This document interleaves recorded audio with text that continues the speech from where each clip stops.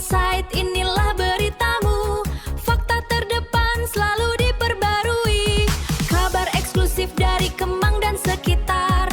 Demi warga informatif dan terpercaya. Tetap di sini, Kemang News hadir untukmu. Kemang News terkini dan terpercaya.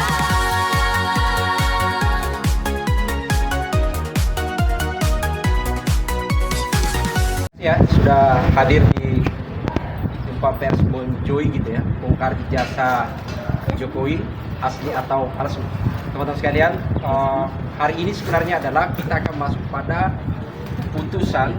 Jadi sengketa informasi kasus ijazah Jokowi itu putusannya agendanya adalah putusan dengan UGM hari ini gitu ya. Sebelumnya 1 bulan yang lalu, untuk supaya teman-teman ingat kembali gitu ya. Jadi di bulan Februari yang lalu, tanggal 13 Februari, tepatnya di hari Jumat, itu putusan terhadap KPU. Itu berkaitan dengan soal penggunaan, jadi pemanfaatan satu dokumen, yaitu adalah ijazah digunakan untuk mendaftar sebagai pejabat publik. Dan kita tahu semua putusannya adalah KIP menyatakan bahwa seluruh dokumen yang digunakan Jokowi mendaftar sebagai pejabat publik, baik pada saat dia maju calon wali kota di Solo, gubernur di DKI Jakarta, dan calon presiden di RRI gitu ya, itu dinyatakan terbuka. Jadi semua, bukan hanya ijazahnya ya, semua. Nah, termasuk sebenarnya adalah berkaitan dengan legal seal. Ini kita akan tunggu di KPU, di UGM sekarang adalah itu berkaitan soal, juga berkaitan dengan dokumen itu. Ada kita bagi 3 sebenarnya klaster di dokumen itu. Pertama adalah berkaitan dengan soal dokumen ijazahnya sendiri, proses penerbitannya, kemudian proses bagaimana memanfaatkan dokumen itu di KPU, karena ada kan kegiatan legalisir. Yang kemarin teman-teman ingat ada perdebatan, nanti Bu Leoni dengan Mas Lukas ya menjelaskan lebih detail. Ada hal yang harus kita klarifikasi, yaitu adalah ketika menggunakan ijazah ini di KPU, itu ada 2 pertanyaan besar. Satu adalah apakah benar Jokowi pernah melakukan legalisir di UGM? Di UGM ini kita minta dokumennya, yaitu adalah permintaan bukti apakah pernah melakukan permintaan legalisir. Yang kedua adalah berkaitan soal dokumen legalisir itu sendiri, karena ada 2 warna yang berbeda yang selama ini kita ributkan, apakah itu betul atau tidak ya. Itu yang akan kita lihat prosesnya. Yang ketiga adalah proses, yang kita melihat bahwa ada proses itu adalah yang tidak ada terjawab pada saat di fakta persidangan, bahwa ada beberapa dokumen yang harusnya ada. Ini akan menarik nanti. Kalau ternyata KIP nanti akan menyatakan bahwa itu dinyatakan terbuka dan UGM menyatakan tidak ada dokumen itu. Misalnya, salah satu yang diminta oleh Bonjoy adalah laporan bukti Jokowi pernah kuliah. Jokowi pernah melakukan kuliah kerja nyata. Kalau nyata itu kan asli kan? Fakta. Kalau yang abu-abu kan kayak gitu. Jadi laporannya itu harus ada. Fakta persidangan kemarin menyatakan tidak ada laporan. Yang ada hanya langsung nilai. Nah, ini kita akan lihat pada prosesnya nanti gitu ya. Ini akan kita coba lihat di dalam. Yang lain juga adalah berkaitan soal KRS dan KHS. Ada beberapa dokumen ini nyatakan diserahkan di Polda Metro Jaya gitu ya. Ada diserahkan di situ sebagai alat bukti. Tapi pada saat bersamaan dokumen itu, karena kalau kita itu harusnya kan 9 semester kan? Minimal 9 semester, sementara di situ hanya 8. Polda pun bagian yang kami gugat itu. Itu sekedar pengantar saja teman-teman sekalian. Nanti siapa duluan nih? Mas Lukas dulu ya, yang ini penjelasan. Baik, terima kasih. Jadi kawan-kawan, ini kalau dalam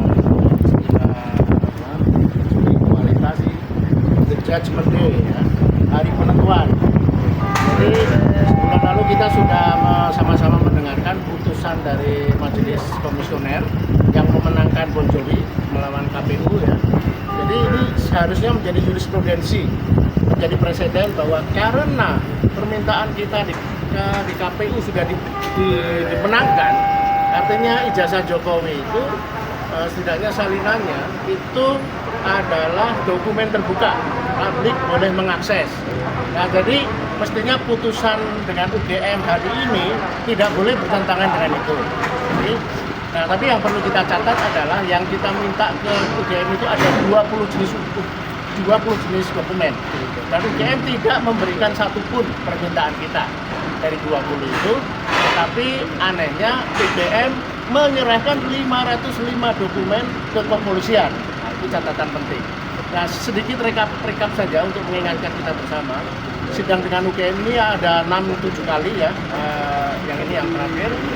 Dan dalam sidang itu ada 3 catatan menarik. Yang pertama, UGM sering ditegur oleh majelis komisioner. Teguran pertama adalah surat jawaban kepada kami Bonjovi tidak ditandatangani, tidak ada pejabat PPI yang menandatangani. Yang kedua, tidak ada kop suratnya. Waktu itu sidang pertama, majelis komisioner menegur UGM. Ini dari mana kita tahu bahwa ini jawaban UGM kalau tidak ada yang menandatangani dan tidak ada kop surat UGM. Dan kemudian selalu menekankan, UGM selalu dalam sidang menekankan asas kehati-hatian. Itu begitu seolah hati-hati ingin menutup-tutupi. Padahal dalam Undang-Undang Keterbukaan Informasi Publik yang ada adalah asas-asas pembuktian dan asas-asas autentisifikasi. Tidak ada itu asas-asas hati-hati. Hati-hati untuk tidak diungkap dan sebagainya. Yang ketiga adalah UGM sering ditegur. Yang kedua ditegur adalah ketika melakukan uji konsekuensi tidak mematuhi ketentuan Undang-Undang KIP. UGM tidak melibatkan pihak independen. Padahal seharusnya kalau UGM tahu betul mekanisme uji konsistensi, uji konsekuensi harus melibatkan pihak independen.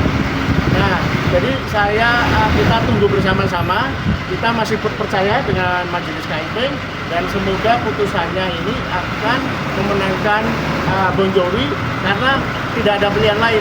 Nanti kalau kawan-kawan masuk dalam ruang sidang, di pintu masuk itu ada tulisan senjata pemerintahan diktator adalah ketertutupan. Senjata pemerintah demokrasi adalah keterbukaan. Nah, kita berharap majelis KIP teguh dengan ungkapan itu dan bisa memutuskan yang terbaik dan tentunya keputusan sesuai konsisten dengan putusan KPU untuk memenangkan Bonjovi dan menghukum UGM agar menyediakan 20 dokumen yang diminta oleh Bonjovi. Terima kasih. Ya.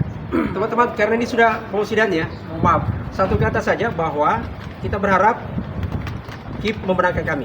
Amin. Karena ini sebenarnya urat nadinya. Disinilah titik kepastian untuk mendapatkan dokumen itu apakah betul dia asli atau palsu. Kalau UGM dibenarkan tindakannya tertutup, maka dokumen yang sahih tidak akan kita temukan dan dia akan berkepanjangan terus. Kalau dia dinyatakan terbuka dan kita bisa dapatkan, maka dari situ akan melihat bahwa betul pemerintahan kita demokratis dan kita akan bisa mendapatkan kebenaran itu. Kita kenalan saja. Oke, nanti setelah itu nanti kita akan lanjutkan lagi aktivitasnya. Terima kasih. Kita ke dalam. 2. Pemohon memiliki kedudukan hukum atau legal standing untuk mengajukan permohonan dalam sengketa akuo. 3. Termohon memiliki kedudukan hukum atau legal standing sebagai termohon dalam sengketa akuo. 4. Menyesuaikan jangka waktu yang ditentukan pengajuan permohonan penyelesaian sengketa informasi publik untuk kepentingan publik. 5. Pemohon memiliki alasan yang relevan untuk mengajukan permohonan informasi akuo. 6. Pemohon memiliki alasan hukum berdasarkan ketentuan peraturan perundang-undangan dalam mengajukan permohonan sengketa akuo. 6. Amar putusan memutuskan. 6.1 mengabulkan permohonan pemohon untuk sebagian. 6.2 menguatkan penetapan pejabat pengelola informasi dan dokumentasi nomor 3/UN1/KPT/PPID/2025 tentang penetapan klasifikasi informasi dikecualikan. 6.3 menyatakan informasi yang dimohon oleh pemohon sebagaimana dimaksud dalam paragraf 4.36 Romawi 1 nomor 1 tidak dalam penguasaan termohon. 6.4 menyatakan informasi yang dimohon oleh pemohon sebagaimana dimaksud dalam paragraf 4.36 Romawi 1 nomor 2 sampai dengan nomor 8 merupakan informasi yang terbuka sebagian sepanjang tidak mengandung unsur nilai dan informasi pribadi pihak lain. 6.5 menyatakan informasi yang dimohon oleh pemohon sebagaimana dimaksud dalam paragraf 4.36 Romawi 2 merupakan informasi yang tidak dalam penguasaan termohon. 6.6 menyatakan informasi yang dimohonkan oleh pemohon sebagaimana dimaksud dalam paragraf 4.36 Romawi 3 terkait prosedur dan kebijakan resmi termohon nomor 1 sampai 6 adalah kurikulum yang berlaku saat Joko Widodo studi adalah informasi terbuka. 6.7 menyatakan informasi yang dimohon oleh pemohon sebagaimana dimaksud dalam paragraf 4.36 Romawi 3 terkait prosedur dan kebijakan resmi termohon nomor 7 sampai 10 merupakan informasi terbuka. 6.8 memerintahkan termohon untuk memberikan informasi yang dimohon oleh pemohon sebagaimana dimaksud dalam paragraf 6.4, paragraf 6.6 dan paragraf 6.7 kepada pemohon setelah putusan ini berkekuatan hukum tetap inkrah Panggewitz.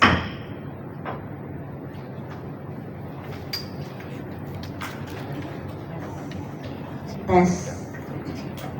Kami lanjutkan. Pendapat berbeda, dissenting opinion. Terhadap putusan ini, anggota Majelis Samrotuddin Najat Ismail memiliki pendapat berbeda, dissenting opinion terkait permohonan aku sebagai berikut. 7.1 menimbang bahwa berdasarkan ketentuan pasal 22 Undang-Undang KIP ayat 1, setiap pemohon informasi publik dapat mengajukan permintaan untuk memperoleh informasi publik kepada badan publik terkait secara tertulis atau tidak tertulis. Ayat 7, paling lambat 10 hari kerja sejak diterimanya permintaan, badan publik yang bersangkutan wajib menyampaikan pemberitahuan tertulis yang berisikan informasi yang diminta berada di bawah penguasaan ataupun tidak. B. Badan publik wajib memberitahukan badan publik yang menguasai informasi yang diminta apabila informasi yang diminta tidak berada di bawah penguasaannya, dan badan publik yang menerima permintaan mengetahui keberadaan informasi yang diterima yang diminta. C. Penerimaan atau penolakan permintaan dengan alasan yang tercantum sebagaimana dimaksud dalam pasal 17. Y. Dalam hal permintaan diterima seluruhnya atau sebagian dicantumkan materi informasi yang akan diberikan. E. Dalam hal suatu dokumen yang mengandung materi yang dikecualikan sebagaimana dimaksud dalam pasal 17, maka informasi yang dikecualikan tersebut dapat dihitamkan dengan disertai alasan yang dan materinya. F. Alat penyampai dan format informasi yang akan diberikan, dan atau G. Biaya serta cara pembayaran untuk memperoleh informasi yang diminta. Ayat 8. Badan publik yang bersangkutan dapat memperpanjang waktu untuk mengirimkan pemberitahuan sebagaimana dimaksud pada ayat 7 paling lambat 7 hari kerja berikutnya dengan memberikan alasan secara tertulis. Pasal 26 ayat 1 huruf A Undang-Undang KIP, Komisi Informasi bertugas menerima, memeriksa dan memutus permohonan penyelesaian sengketa informasi publik melalui mediasi dan atau adjudikasi non litigasi yang diajukan oleh setiap pemohon informasi publik berdasarkan alasan sebagaimana dimaksud dalam Undang-Undang KIP. Pasal 36 Undang-Undang KIP ayat 1. Keberatan diajukan oleh pemohon informasi publik dalam jangka waktu paling lambat 30 hari kerja setelah ditemukannya alasan sebagaimana dimaksud dalam pasal 35 ayat 1.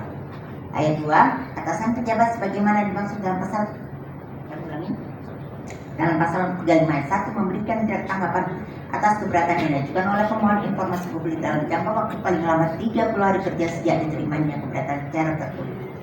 Pasal 37 ayat 2 Undang-Undang KIP, upaya penyelesaian sengketa informasi publik diajukan dalam waktu paling lambat 14 hari kerja setelah diterimanya tanggapan tertulis dari atasan pejabat sebagaimana dimaksud dalam pasal 36 ayat 2. 7.2 menimbang bahwa berdasarkan ketentuan pasal 5 Perki PPSP nomor 1 tahun 2013 dinyatakan bahwa penyelesaian sengketa informasi publik melalui Komisi Informasi dapat ditempuh apabila A. Pemohon tidak puas terhadap tanggapan atas keberatan yang diberikan oleh atasan terpilih, atau B. Pemohon tidak mendapatkan tanggapan atas keberatan yang telah diajukan kepada atasan PPD dalam jangka waktu 30 hari kerja sejak keberatan diterima oleh atasan PPD.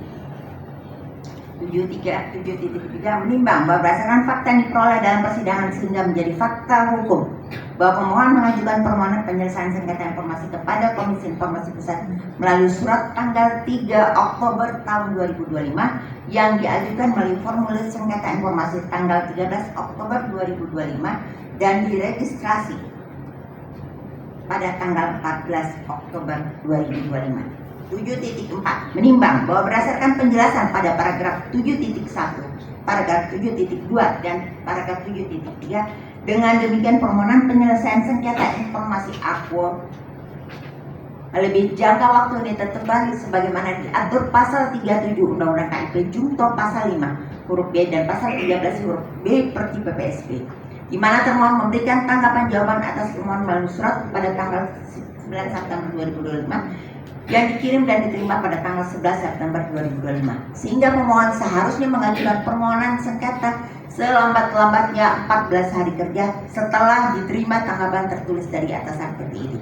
Artinya, seharusnya permohonan sengketa diajukan sejak tanggal 12 September 2025 sampai dengan 1 Oktober 2025. Akan tetapi permohonan sengketa diajukan pemohon tanggal 3 Oktober 2025 melalui surat. Dengan demikian permohonan sengketa akuo melebihi jangka waktu yang ditentukan atau daluarsa. 7.5.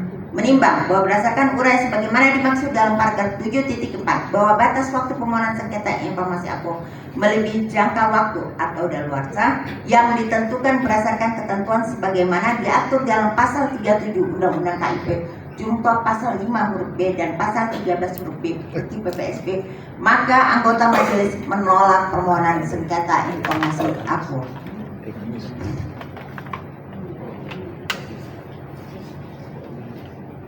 Demikian diputuskan dalam rapat musyawarah Majelis Komisioner, yaitu Rospita Biji Polri selaku ketua merangkap anggota, Arya Sandi Yuda dan Samrotu Najah Ismail masing-masing sebagai anggota pada hari Senin tanggal 23 Februari 2026 dan diucapkan dalam sidang terbuka untuk umum pada hari Selasa tanggal 10 Maret 2026 oleh Majelis Komisioner yang nama-namanya tersebut di atas dengan didampingi oleh Indra Hasbi sebagai panitera pengganti dengan dihadiri oleh pemohon dan termohon. Ketua Majelis Rospita Biji Polri ditandatangani, anggota Majelis Arya Sandi Yuda ditandatangani, anggota Majelis Samrotu Najah Ismail ditandatangani, panitera pengganti Indra Hasbi ditandatangani. Untuk salinan putusan ini sah dan sesuai dengan aslinya, diumumkan kepada masyarakat berdasarkan Undang-Undang Nomor 14 Tahun 2008 tentang Keterbukaan Informasi Publik dan Pasal 59 Ayat 4 dan Ayat 5 Peraturan Komisi Informasi Nomor 1 Tahun 2013 tentang Prosedur Penyelesaian Sengketa Informasi Publik. Baik, memang dengan demikian putusan sudah dibacakan. Tadi di amar putusan ada yang tidak dalam penguasaan, itu adalah pada bagian ijazah asli karena memang itu dimiliki oleh yang bersangkutan. Kemudian bukti legalisir ijazah karena memang dari pihak KPU, Bawaslu, KPU RI, DKI dan Kota Surakarta tidak pernah melakukan permohonan pengecekan legalisir ijazah, ya. Jadi memang tidak dalam penguasaan informasinya, ya. Untuk yang lain semua dinyatakan terbuka. Sebagian karena yang mengandung informasi pribadi tetap harus dikecualikan, apalagi kalau informasi pribadi pihak lain, ya. Dengan demikian, ya, kepada para pihak yang tidak menerima putusan Komisi Informasi, ya, dapat mengajukan keberatan kepada pengadilan yang berwenang sesuai dengan ketentuan pasal 60 Perki 1 tahun 2013. Ya, nah, pengajuan keberatan diajukan paling lambat 14 hari sejak diterimanya. Jadi bukan sejak hari ini, sejak putusan diterima. Ya, kemudian jika tidak ada yang mengajukan keberatan, maka putusan ini menjadi ingkrah dan berkekuatan hukum tetap. Kepada pemohon ada yang ingin disampaikan lagi, silakan. Cek lagi. Semoga yang sudah diputuskan oleh majelis hari ini akan memberikan manfaat yang sangat besar bagi kehidupan demokrasi kita dan dibuktikan dengan adanya keterbukaan informasi publik. Izinkan kami bertanya. Di dalam persidangan itu ada beberapa dokumen yang dinyatakan oleh UGM tidak dikuasai. Yang pertama adalah KRS, yang kedua laporan KKN, yang ketiga surat tugas pembimbing, dan keempat buku wisuda. Dan kami periksa di surat terima ke Polda itu juga tidak ada. Nah, untuk status keempat dokumen ini bagaimana? Ya, pada prinsipnya kami menyatakan bahwa kalau itu memang ada di UGM itu harus menjadi informasi yang terbuka.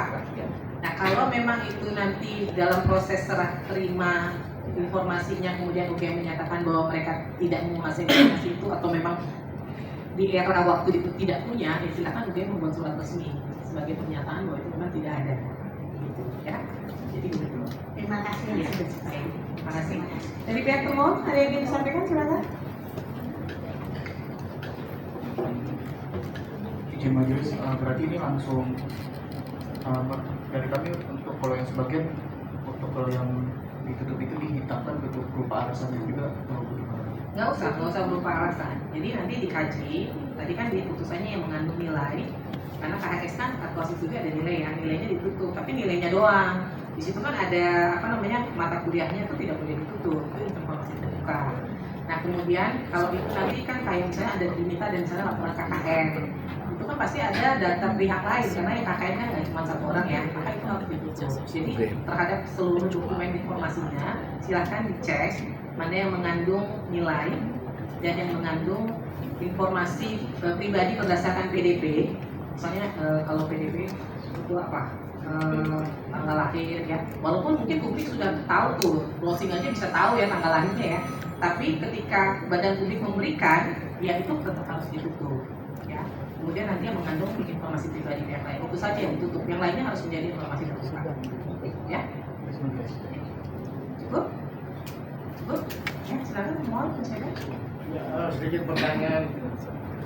Apakah ketika UGM menyatakan tidak memiliki dokumen-dokumen yang kami minta, itu secara normatif kinerja PPID, apakah itu selesai begitu aja, ataukah mestinya ada upaya bagi UGM untuk bagaimanapun berusaha mencari?